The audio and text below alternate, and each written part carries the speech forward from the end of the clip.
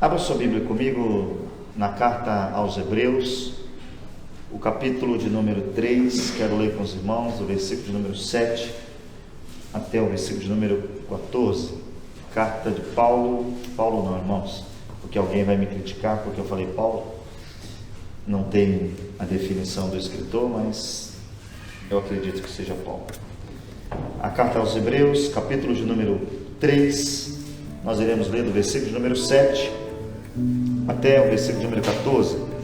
Quem achou, diga amém. Amém. A palavra nos diz assim: portanto, como diz o Espírito Santo, se ouvirdes hoje a sua voz, não endureça o vosso coração, como na provação, no dia da tentação no deserto, onde vossos pais me tentaram e me provaram e viram por 40 anos as minhas obras. Por isso me indignei contra esta geração e disse: estes sempre erram em seu coração e não conhecem os meus caminhos. Assim jurei na minha ira que não entrarão no meu repouso. Vede, irmãos, que nunca haja em qualquer de vós um coração mau e infiel para se apartar do Deus vivo. Antes, exortai-vos uns aos outros todos os dias, durante o tempo que se chama hoje, para que nenhum de vós se endureça pelo engano do pecado, porque nos tornamos participantes de Cristo, se retivermos firmemente o princípio da nossa confiança até o fim. Amém? Oremos. Pai, no nome de Jesus, nós louvamos o Teu nome, Senhor, pelos louvores, nós louvamos pelas ofertas que foram recebidas, nós agradecemos pelos irmãos que chegaram depois de um dia de trabalho. Tantos desafios aconteceram hoje e cada um conseguiu chegar aqui. Oramos por aqueles que acompanham de casa e te fazemos o pedido nessa noite, que essa palavra possa trazer uma transformação no meu coração, no coração dos meus irmãos, e que nós possamos estar atentos e a ouvir com todo o nosso coração. Eu te peço, também eu te agradeço no nome de Jesus. Amém, Senhor. Glória a Deus. Tome seu assento, meus irmãos.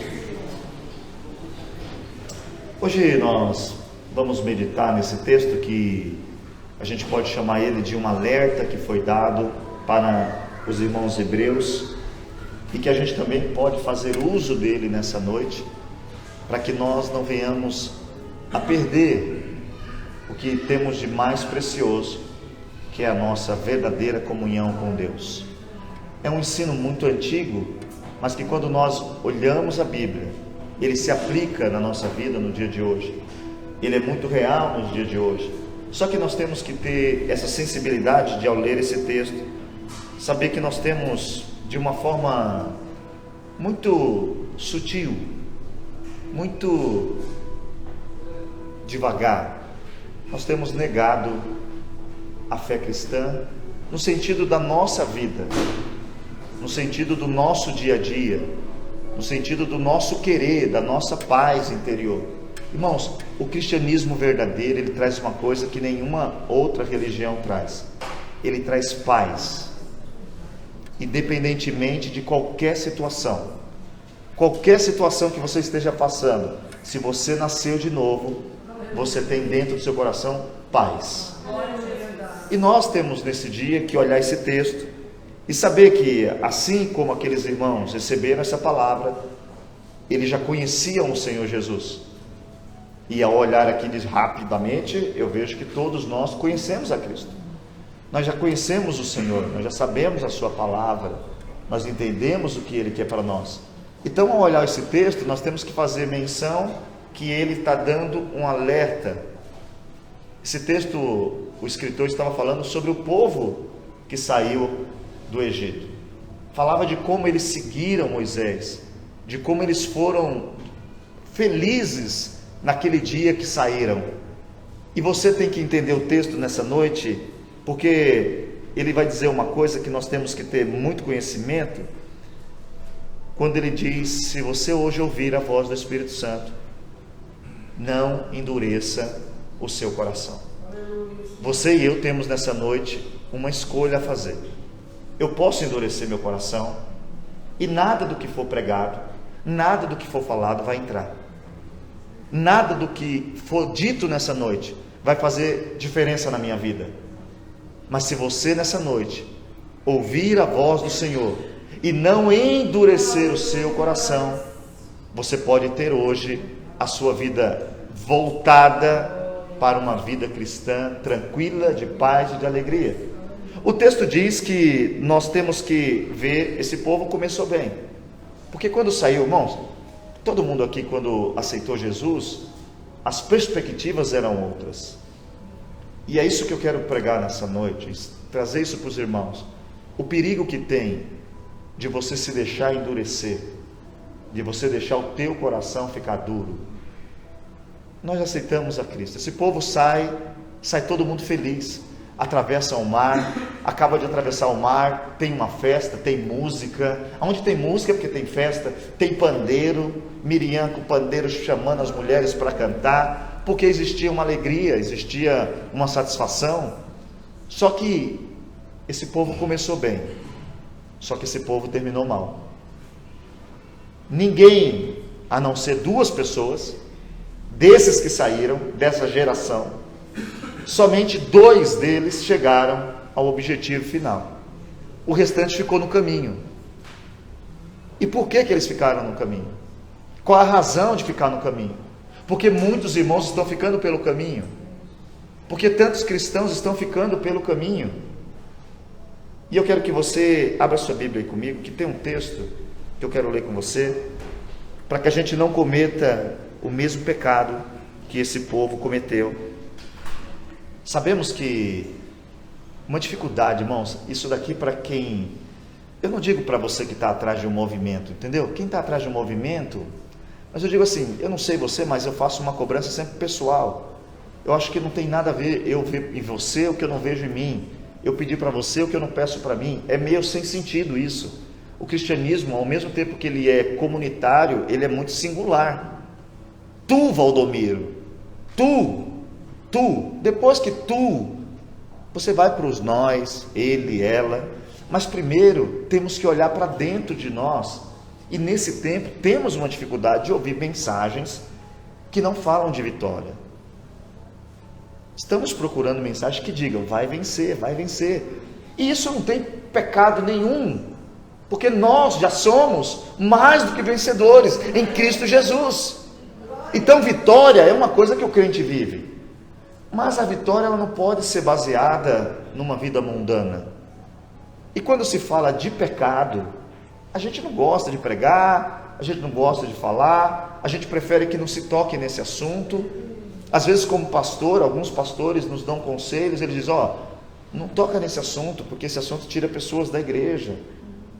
Mas se tira a pessoa da igreja e eu paro de falar e ela vai para o céu, aí é outro assunto, Deus que sabe, ok, mas eu tenho uma função e uma responsabilidade de transmitir o texto bíblico. E o que está faltando hoje na maioria das igrejas, do movimento cristão, é a gente parar para meditar sobre o pecado, o que ele tem feito com todos nós, irmãos, porque não está tendo mais uma separação do que é santo e profano. Está jogando tudo dentro de um balaio, misturando e falando, adora aí. E nós temos que nessa noite olhar o texto e ver que esse povo, eles começaram bem, mas eles não foram vencedores. E eles não foram escolhidos pelo pastor, eles foram escolhidos pelo próprio Deus. Eles não foram escolhidos porque eram bons ou porque... Não, foi uma escolha de Deus para aquele povo. E o perigo começa sempre de dentro para fora. Nós temos um hábito de julgar roupa, nós temos um hábito de julgar cabelo, aparência. Nós gostamos disso. Dependendo da roupa que você vem ao culto, alguém vai falar, você viu a roupa de fulano? Como vem no culto com uma roupa? Ah, você viu a roupa que bela?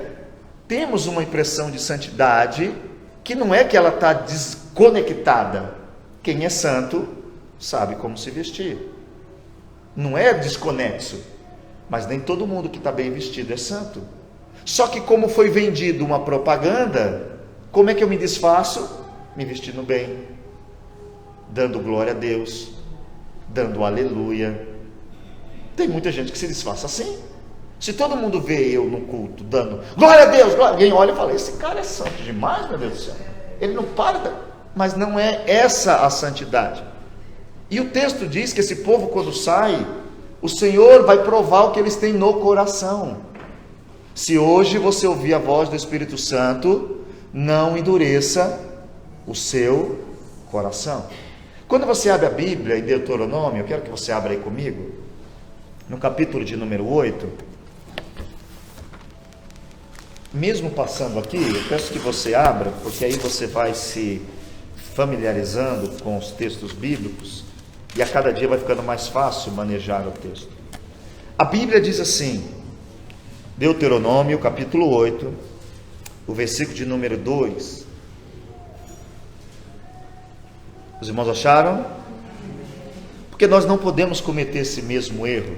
Diz o texto: e te lembrarás de todo o caminho pelo qual o Senhor teu Deus te guiou no deserto, estes 40 anos, para te humilhar e para te tentar, para saber o que estava no teu coração, se guardarias os meus mandamentos ou não. Muitos momentos nós estamos dentro de um deserto, simplesmente para ver se o que a gente fala é verdadeiro. Deus me sustenta, perdi o emprego, já estou desesperado, já estou perguntando cadê Deus, mas você acabou de falar que você crê que quem te sustenta é Deus. E aí nós começamos na necessidade de abrir exceções, e é isso que muitas vezes Deus está provando em mim e você, se o que tem dentro do nosso coração é verdadeiro ou não, porque nosso coração, diz a Bíblia, que ele é enganoso. Eu vou pegar um exemplo de todo mundo aqui que já está velho como eu.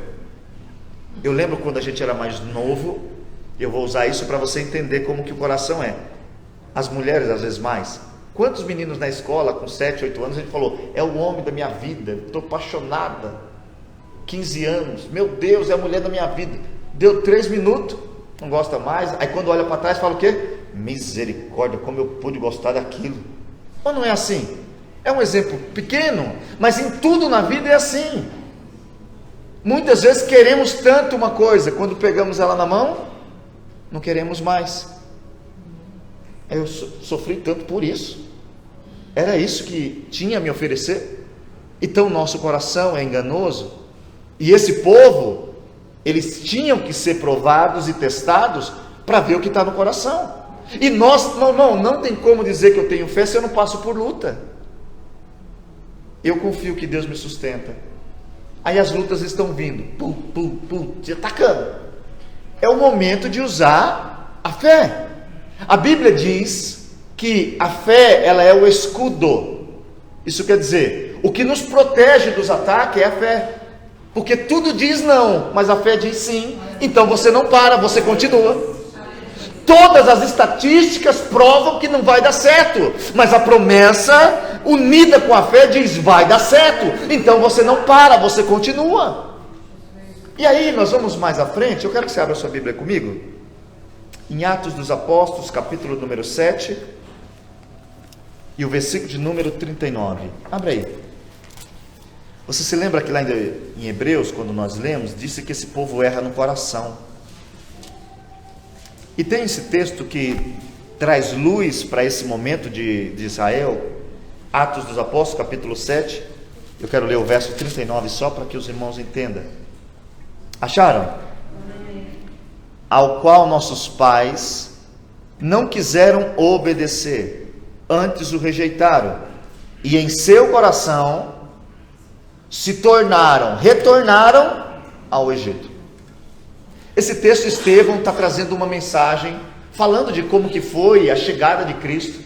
Ele está dando um panorama bíblico, vamos chamar. Estevão está dizendo o seguinte: tudo começou com o pai Abraão, e foi vindo, e foi Moisés, mas Moisés trouxe a lei, mas os nossos pais não aceitaram, eles rejeitaram, e no seu coração. Isso quer dizer o seguinte: nós corremos o risco de estar dentro da igreja, mas o nosso coração está no mundo. Nós corremos o risco de estar aqui, e o nosso coração está totalmente entregue aos prazeres do mundo, aos desejos do mundo.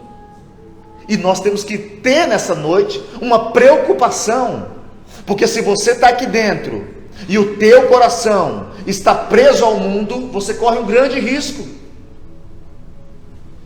E nós nessa noite não podemos deixar ser enganado pelo nosso coração, porque o versículo de Hebreus diz que esse povo, eles erram no coração.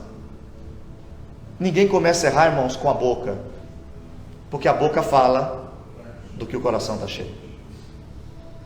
Quando você vê alguém descaradamente errando, é porque aquilo começou lá dentro dele.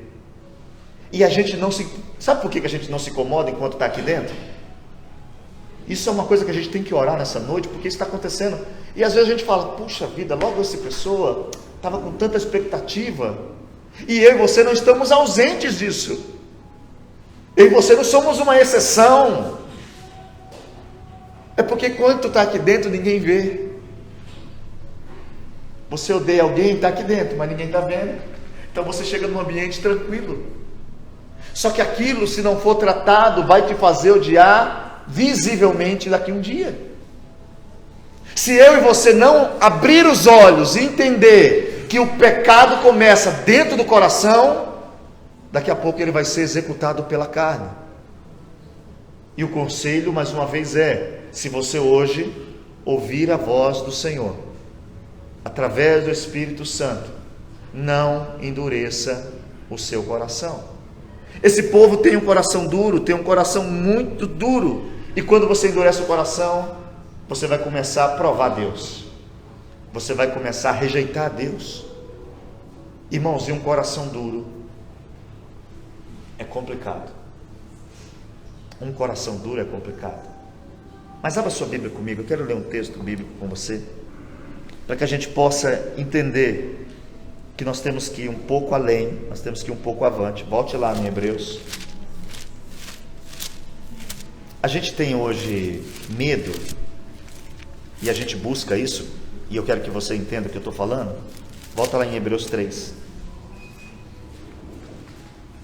A gente tem que tomar cuidado, porque o texto foi escrito, e eu vou dar ênfase bastante no versículo 13, quando ele diz, para que vocês não sejam endurecidos pelo engano do pecado.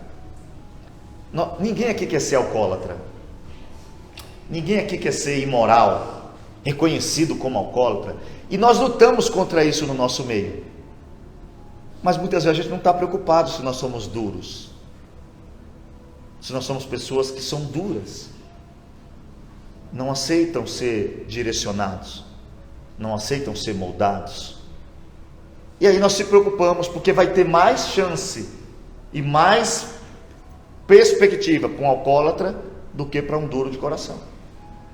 É mais fácil um alcoólatra aceitar Jesus do que um duro de coração, porque o duro ele resiste, o duro ele não quer ouvir. Existe uma coisa que quando você vai num ferreiro, ele está lá fazendo seja o que for, ele usa uma grande marreta. A gente está falando do princípio, ok? A gente sabe que hoje é tudo prensa, forno, molde, pancada, toneladas, ok? Nós estamos falando de princípios. Como se fazia uma espada? O aço é duro. Para aquele aço ser moldado, ele teria que ir ao fogo. Alguns tipos de materiais não aceitam ser moldados. Por isso que você não vai encontrar panelas de algum tipo de material ou outro, porque são duros, não podem ser moldados. Então era usado um aço específico, um fogo específico, uma marreta de um peso específico. E nós temos que entender que temos muitos irmãos vivendo fora do contexto bíblico, que não se deixam moldar. Eu nasci assim, eu vou morrer assim. Não é esse o convite bíblico para nós. E o texto disse que esse povo, ele teve essa grande dificuldade.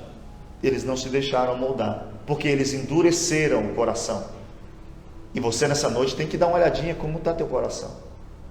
Se você está duro, porque tem um perigo nisso. E eu quero que você volte lá no texto comigo, que é onde nós vamos começar um pouco mais, descer sobre toda essa palavra que nós estamos falando aqui. No versículo de número 12, O escritor aos Hebreus diz, do capítulo 3: Vede, irmãos, que nunca haja em qualquer de vós um coração mau e infiel para se apartar do Deus vivo.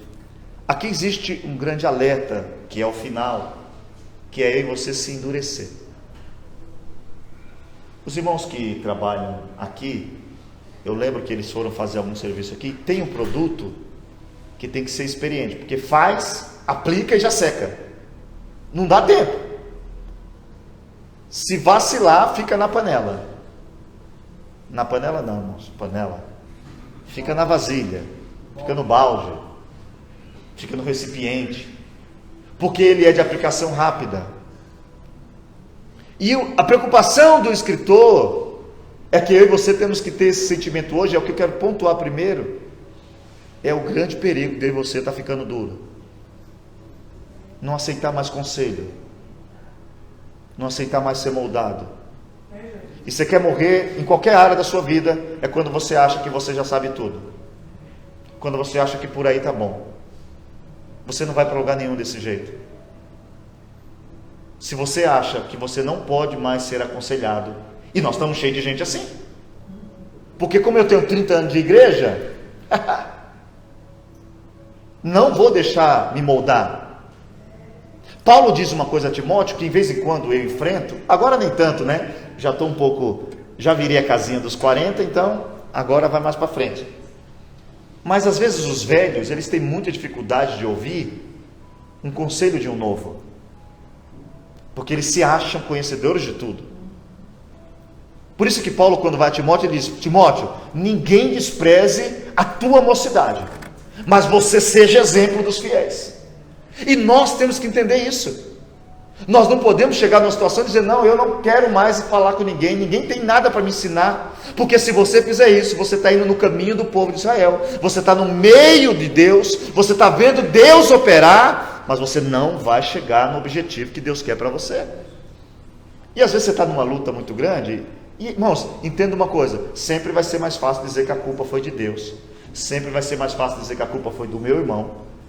Mas é muito bom quando a gente faz o que o filho pródigo fez. Caindo em si, ele viu que ele era o culpado, que a falha era dele, que o prejuízo quem causou foi ele. Porque enquanto você não reconhece, você não muda. Enquanto você não assume a posição, o compromisso, você não muda. Eu disse isso aqui um dia e repito: vivemos uma era de estrelas gospel, onde só um fala e o restante escuta. Mas não era para ser assim.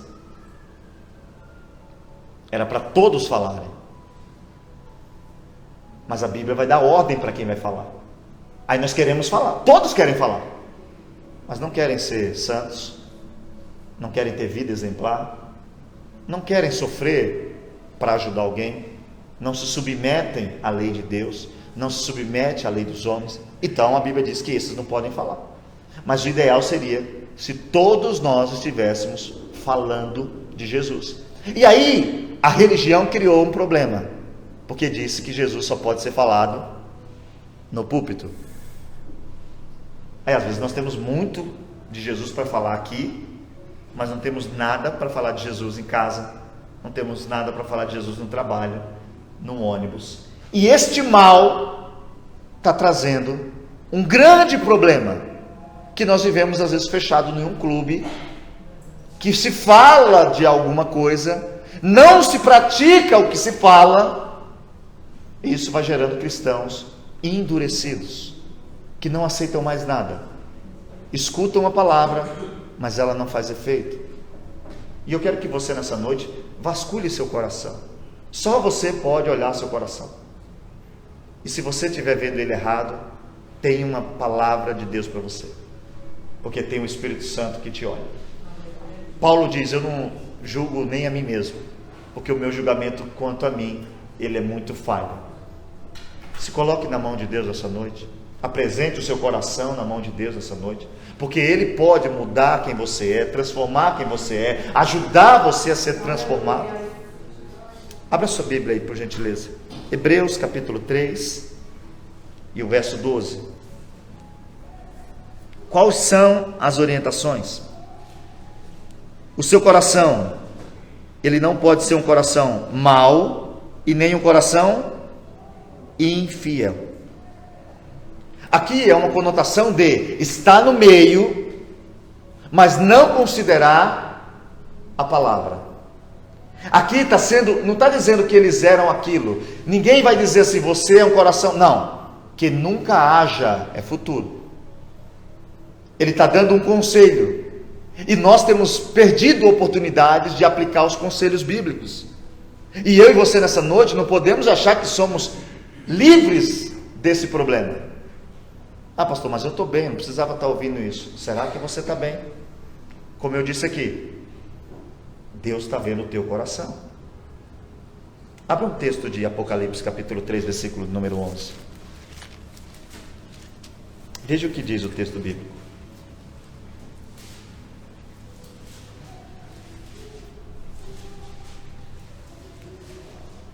Acharam? Eis que venho sem demora. Guarda o que tens, para que ninguém tome a tua coroa. O conselho é o seguinte: guarda o que você tem. Quando vamos em Provérbios 4, 23, qual que é o conselho? De tudo o que se deve guardar, guarda o teu coração, porque dele procede as saídas da vida. Paulo, quando escrevendo aos Coríntios, no capítulo 10, primeira carta, versículo 12, ele diz: olha, quem está em pé, cuide, olhe, observe, para que você não venha a cair. E o conselho é que nunca haja em vocês um coração mau e infiel para se afastar do Deus vivo. E quando você abre a Bíblia em 1 Pedro capítulo 5, 8 e 9, tem uma expressão que o diabo não vai ficar quieto. Você não pense que você está... O diabo vai tentar te matar. Ele está todo dia, ele vem dar uma passeada na minha casa, na sua casa, porque ele tem uma coisa que às vezes nós não temos. Ele tem perseverança. A Bíblia diz até que quando ele é expulso, ele volta, e se tiver vazio, ele traz mais 7 com ele. E aí quando nós lemos esse texto, diz: sede sóbrio. O que é isso? Tem controle da situação, presta atenção, tem autocontrole, domina, não se deixa levar, e vigia. Vigia. Sabe o que é vigia, irmãos? Às vezes você tem que entender o que é vigia. Tem pessoas que trabalham de vigia, ok? Trabalham 20 anos na mesma profissão e nunca exigiu-se dele uma atividade, uma atitude, mas nunca exigiu nada não, sempre ficou ali parado.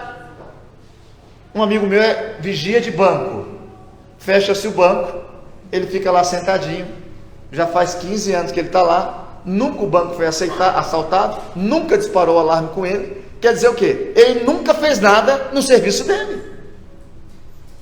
Isso é vigiar. Pode ser que não tenha nada, mas eu estou aqui olhando. Se chegar, eu estou pronto. Essa deveria ser nossa visão. Eu estou bem hoje, mas eu tenho que vigiar. Porque, irmãos, basta uma palavra que vem sobre nós, desestabiliza tudo, esquenta o couro, começa um suor gelado, as mãos ficam trêmulas, você quer tomar uma atitude. Se você não está vigiando, você perde o que você tem.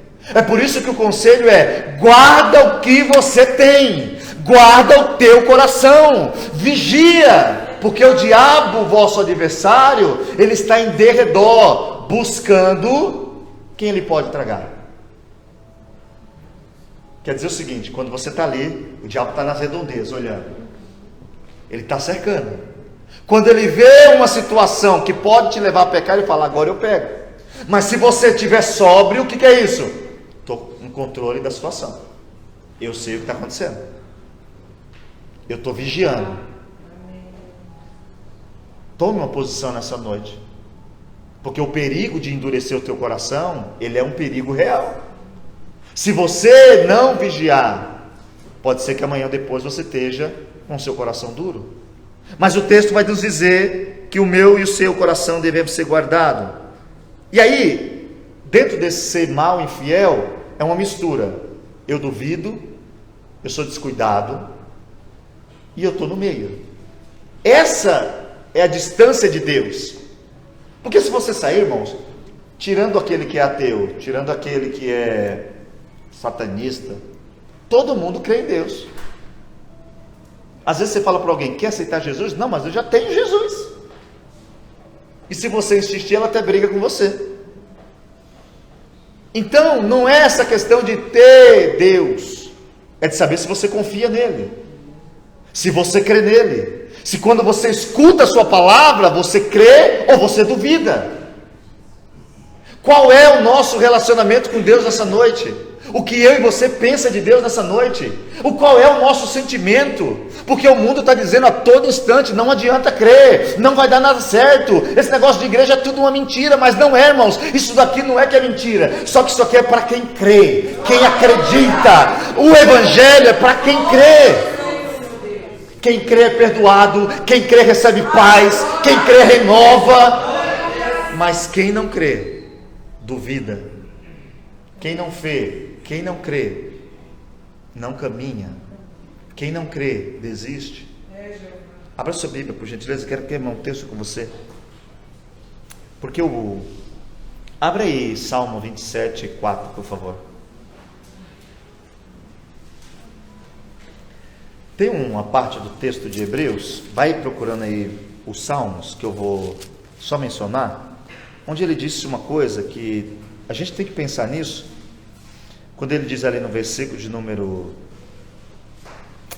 8, 9, quando ele diz que eles viram por 40 anos as obras do Senhor. Olha o perigo de estar duro. 40 anos eles viram maná caindo, carninha chegando, mar se abrindo, pedra dando água. Só que esses 40 anos nada serviu, porque estavam com seus corações endurecidos. E você, se não tomar cuidado, vai ficar 40 anos dentro de uma igreja, 40 anos sendo pastor de uma igreja, e nada acontece, porque está duro. Mas nós temos que nessa noite fazer uma avaliação do meu coração, como ele está.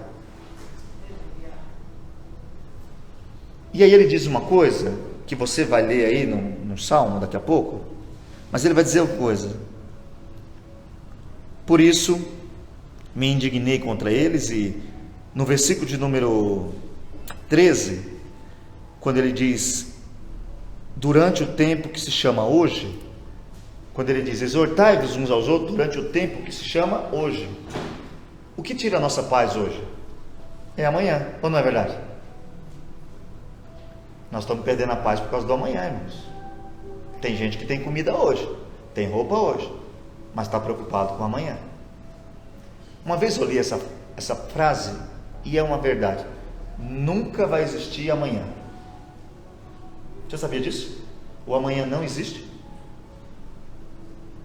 Porque quando você chegar amanhã, você vai estar no hoje. Então você nunca chega amanhã, porque toda vez que você chegar no amanhã, ele não é amanhã, ele é hoje. Por isso que a Bíblia diz, viva hoje. Jesus em Mateus 6 diz, basta hoje o mal, basta hoje a preocupação. Não se preocupe com o dia de amanhã. O dia de amanhã, ele cuidará de si mesmo. Mas nós temos o desejo do salmista, uma coisa, pedir ao Senhor. Olha só, a gente vive hoje uma geração que pede ao Senhor, mas quando fala buscar, ela fala, tem que buscar? Pedir e dá-se-vos-á. Oh glória, bater, se abrir. Oh glória. Buscar, não tem que buscar? Eu não vou querer buscar não. O salmista diz, uma coisa eu peço ao Senhor e a buscarei, que eu possa habitar na casa do Senhor por longos dias. para contemplar a formosura do Senhor e aprender no seu santo templo. Aí o que tem hoje mais, irmãos? Você pode achar que a igreja cresce. Não, mas o que cresce mais hoje é o número de pessoas que são denominadas desigrejados. Eles não se comprometem com nenhuma igreja, porque vai em todas as igrejas. Aonde der na telha ele vai. Porque sim, se você ficar numa igreja só, os irmãos estão aqui, é difícil, porque aqui todo mundo vai te conhecer. E aí, essa é a intenção bíblica para mim e para você. Porque no versículo de número 13, o conselho bíblico, qual que é? Abre aí para você ler comigo, Hebreus 3,13.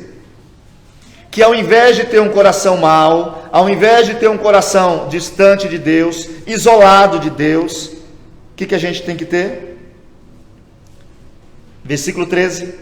Antes seria, ao contrário disso, exortai-vos uns aos outros todos os dias. Irmãos, isso aqui é um negócio muito legal.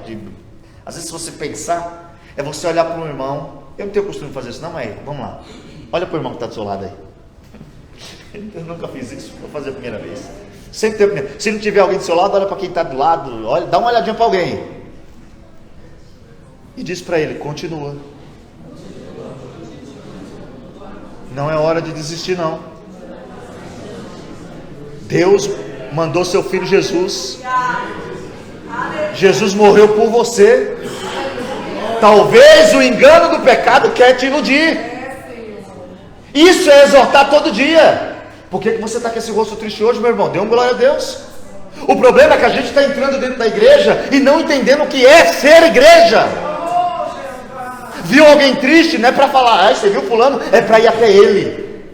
Dê um abraço nele e diga: eu não sei porque você está triste, não precisa me contar a sua vida, mas eu vou orar por você. Porque tem gente que quer só saber da tua vida. Toma cuidado para não contar da tua vida. Tem gente que só quer saber para quando chegar lá falar: fulano, falei. Um crente verdadeiro, ele não pergunta. Às vezes a minha esposa fala: mas você não... Eu falei: não perguntei nada. Porque, irmãos, eu não pergunto nada. Você fala que está com problema, o que é? Quer orar? Se quiser me contar, conta. Eu tenho que orar por você, para que Deus abençoe você. Se você acha que deve dar detalhes, dê. Mas nós temos que tomar muito cuidado com isso. Mas a igreja de Cristo é chamada, e aqui tem um detalhe, hein? Como é que pode existir isso se eu sou desigrejado? Não tem como. Exortai-vos uns aos outros todo dia. Se eu nunca venho na igreja, como é que faz? Se eu não tenho comunhão com os irmãos, como é que faz? Se eu não frequento os cultos da igreja, como é que faz? Nós erramos muito, irmãos. Hoje é difícil dar conselho. Por exemplo, vou usar um exemplo que irrita qualquer um. Eu vim aqui cantar, ok? Aí cantei todo desafinado. Aí o pastor me chamou e falou: Valdomiro, meu filho, sua voz é bonitinha, dá uma ensaiadinha antes de cantar o hino. Eu volto para a igreja? Seja sincero. Não volto. O pastor me humilhou. Humilhou você? Humilhou. Mas ele não falou com você? Ele não aconselhou você? Nós não aceitamos conselhos. Agora, quando é para aconselhar a vida dos outros, eu chamo o pastor. Ô pastor, você ouviu fulano? O que fez? O que faz? E não entendemos que aqui deveríamos estar um exortando o outro, falando: não para não. Não para não. Está difícil? Continua. Santifica um pouco mais, ora um pouco mais, jejua um pouco mais, porque essa é a nossa função todo dia. Falar para você: meu irmão, levanta.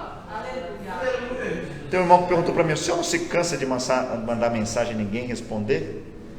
Eu falei: eu não mando mensagem para me responder, eu mando mensagem para eles lerem.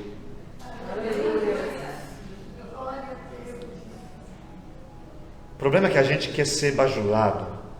O problema é que a gente quer ter retorno espiritual aqui na terra. Aqui na terra não tem retorno espiritual, mas existe um lugar. Existe um lugar que o teu trabalho não é vão no Senhor.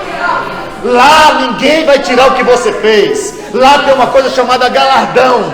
Não me pergunte, porque estudiosos vão lutar para explicar isso, mas é um presente de Deus para aquele que fez sem interesse, para aqueles momentos que não tinha ninguém te olhando, não tinha nenhuma câmera te filmando e você estava falando com Deus, falando com alguém, explicando a palavra, lutando contra o pecado. E o escritor vai dizer: ei, meus irmãos, exortai-vos uns aos outros. Desiste não, meu irmão. Está difícil? Desiste não. Está cometendo os pecados aí? O sangue de Jesus Cristo te perdoa de todo o pecado. Se arrepende, luta. Só que não seja negligente. Lê tua Bíblia, ora, frequenta a tua igreja. Quem está em casa aí, para de ficar em casa, para de visitar a igreja dos outros, vai na tua, teu pastor está lá te esperando. Se não concorda com nada lá, sai, vai para outra, mas compromete-se com uma igreja. Porque você comprometido com uma igreja, você vai ter que estar lá, o pastor vai te ligar, ele vai cobrar você, ele vai ficar no seu pé. Aí o texto diz que eu devo exortar uns aos outros. Essa exortação é diária.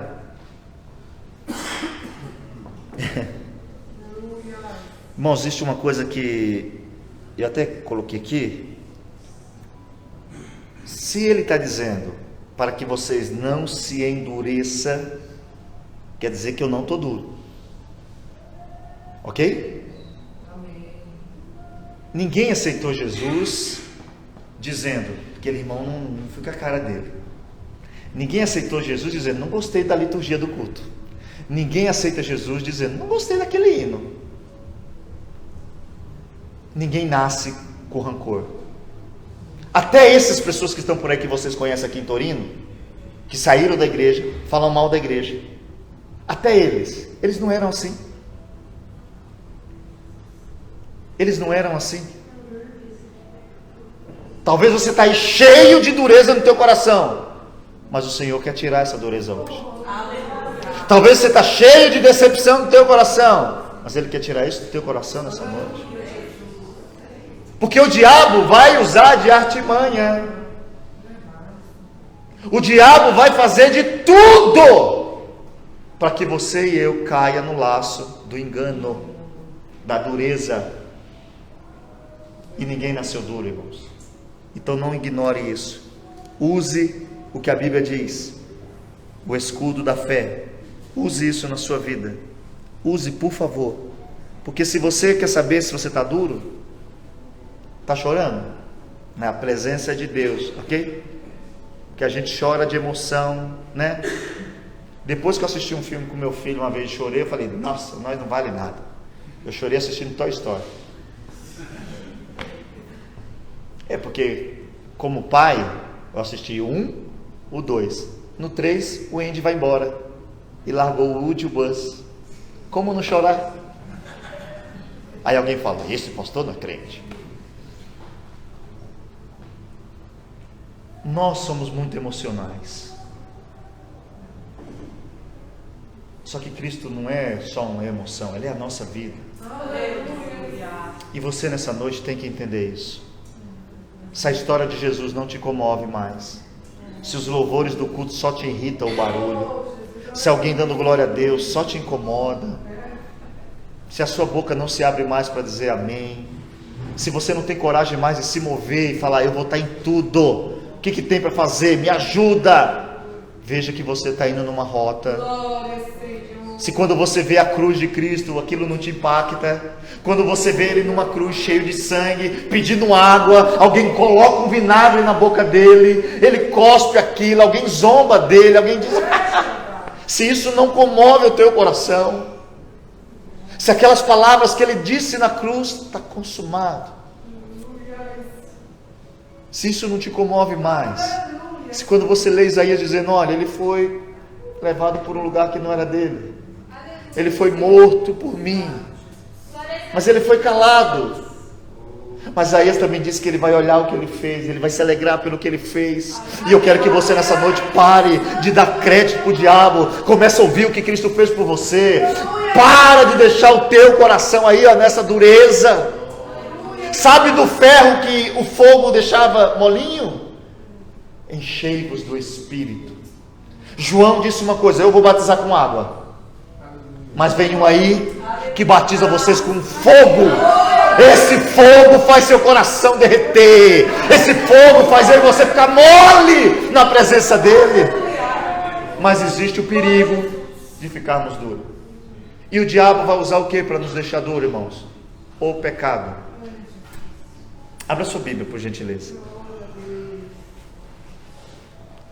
Mateus capítulo de número 23. Vocês se lembram, tem um texto lá em Lucas 10, eu acho que é o versículo 26, que um fariseu chega em Jesus e faz uma pergunta sobre a lei. Vê se é esse, Pedro, 10, 26, Lucas 10, 26. É isso aqui. E ele lhe disse: que está escrito na lei? Essa perguntinha aqui, ó. Como lês? Como é que você está lendo a Bíblia? Como é que você está lendo a Bíblia? Para os irmãos aqui que são obreiros, se você só lê a Bíblia na hora de pregar, vai orar.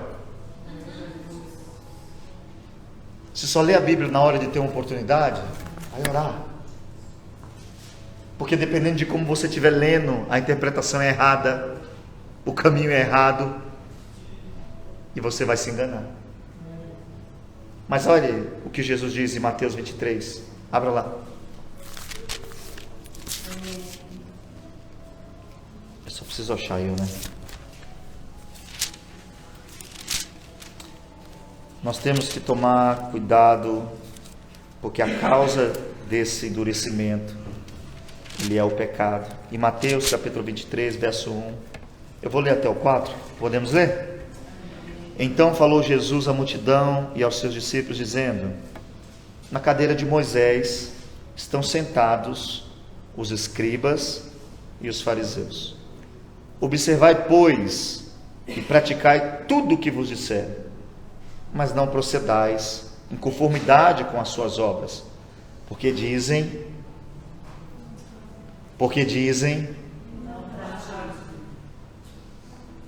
pois atam fardos pesados e difíceis de suportar, e os põem sobre os ombros dos homens, eles, porém, nem com o dedo querem movê-los. Esse é um dos maiores pecados.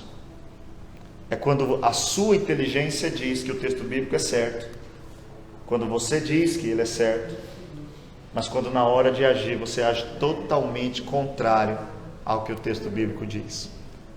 E a igreja cristã, ela é baseada sobre uma coisa chamada amor. Jesus disse que teriam 2 mandamentos. O primeiro, amar a Deus sobre tudo. Está em primeiro lugar.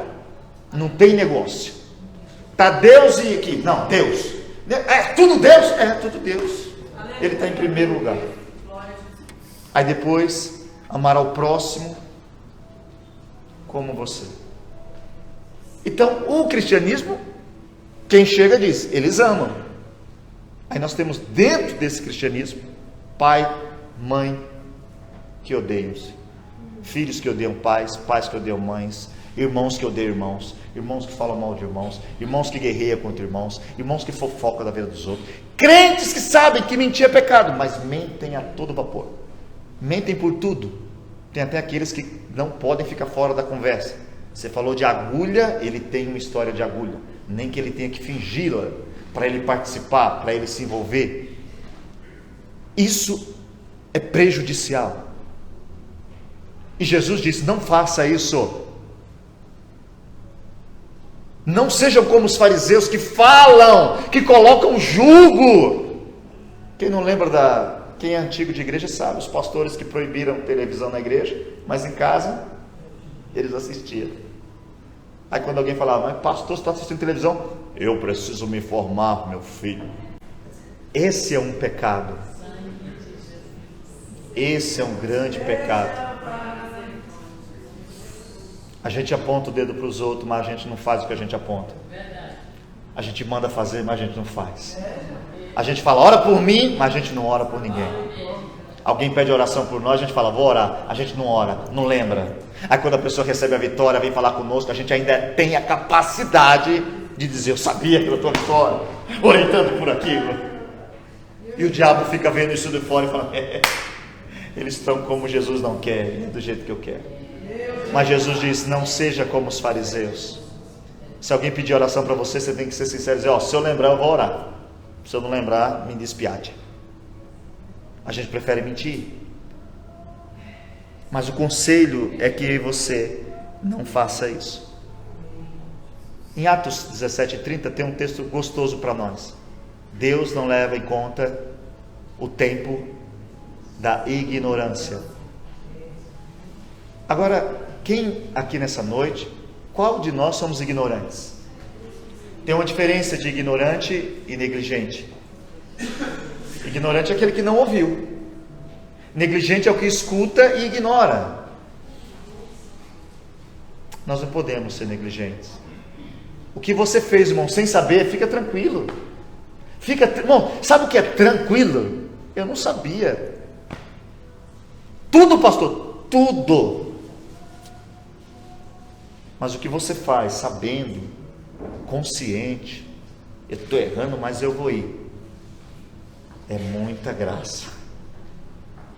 É brincar muito com esse amor que nos está dando. E o texto vai nos trazer esse conselho para que a gente não caia nesse laço do pecado. E só tem uma forma de não cair no laço do pecado, que é Gálatas 5:16. É a única forma, irmãos, não tem jeito. Faça esse teste não. Eu ia falar uma coisa, mas é periculoso. Mas não tem como vencer se você não tiver o que está dizendo aqui. Digo, porém, andai em espírito e não cumprireis a vontade. Não tem jeito. Pode falar o que quiser. Se tiver alguém aqui que consegue sozinho dizer não para o pecado, você deveria ter sido arrebatado. Ninguém aqui, ninguém. O que nos faz estar talvez melhor ou pior é o nível do Espírito Santo que está dentro de nós. Porque quanto mais o Espírito tiver, os teus olhos são puros, o teu ouvido é puro, você escuta uma coisa que não devia, você fala, vixe, deixa eu sair daqui. Você olha para uma coisa que não veio e fala, meu Deus, me perdoa, sai de lá. Quanto menos do Espírito você fica procurando, porque a carne fica falando, me alimenta, me alimenta, me alimenta, me alimenta. Por isso nessa noite, o que vai tirar e vai endurecer você se chama pecado. Não é teu irmão, não é aquela pessoa que você não gosta, não, é pecado. Porque se você estiver cheio do Espírito Santo, você não se preocupa com quem não gosta de você. Você já pensou se Jesus fosse se preocupar com quem não gostava dele? Você já pensou? João 6, quando Jesus está pregando que vai todo mundo embora, já pensou se Jesus fosse querer agradar as pessoas que ouviam ele? Ele ia falar, fracassei no meu ministério. Quem faz o que Deus manda, continua pela palavra de Deus, independentemente do que acontece. Se o que endurece é o pecado, se enche do Espírito Santo. Se enche mesmo. O que é isso, pastor? Se afasta de tudo que você já sabe que é pecado. E o que eu não sei, continua fazendo. Se você não sabe. Só que eu desafio você não saber o que é pecado. Será que a gente não sabe o que é pecado? A gente sabe. Vamos continuar um pouquinho?